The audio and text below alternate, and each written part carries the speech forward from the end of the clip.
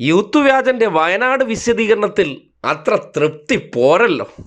ഒരാൾ ഒരു വിഷയവുമായി ബന്ധപ്പെട്ട് എന്നെ നിങ്ങൾ ഷെയ്ഡി ക്യാരക്ടർ ആക്കണത്രേ. ഈ ആരോപണം ഉന്നയിച്ചുകൊണ്ട് അദ്ദേഹം 3-4 ഉദാഹരണങ്ങൾ പറയുന്നുണ്ട്.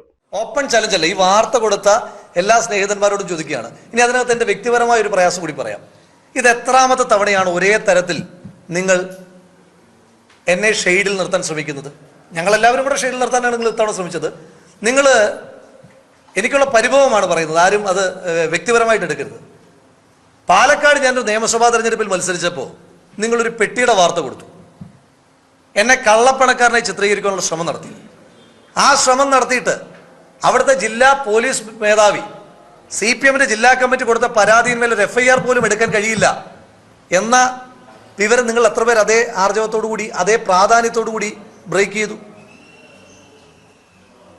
നിലമ്പൂരിൽ സമാനമായ ഒരു പെട്ടി പരിശോധന നാടകം ഉണ്ടായി. ഇപ്പൊ ഏറ്റവും ഒടുവിൽ ഇത് നിങ്ങൾ ഇത്തരത്തിൽ ഒരു ബാങ്കിൽ ഒന്ന് വിളിച്ചു ചോദിച്ചാൽ നിങ്ങൾക്ക് അറിയാൻ പറ്റുന്നൊരു വിവരത്തിൽ ഒരു വിഷയത്തിനകത്ത് നിങ്ങൾ നിരന്തരമായി സാമ്പത്തിക കുറ്റവാളിയെ ചിത്രീകരിക്കാൻ ശ്രമം നടത്തുന്നത് അത്ര നല്ല. കേട്ടല്ലോ, എന്നെ നിങ്ങൾ പാലക്കാട് നീലപ്പെട്ടിയിൽ നിർത്തിയില്ലേ, എന്നെ നിങ്ങൾ നിലമ്പൂരിൽ മറ്റൊരു പെട്ടിയിൽ നിർത്തിയില്ലേ,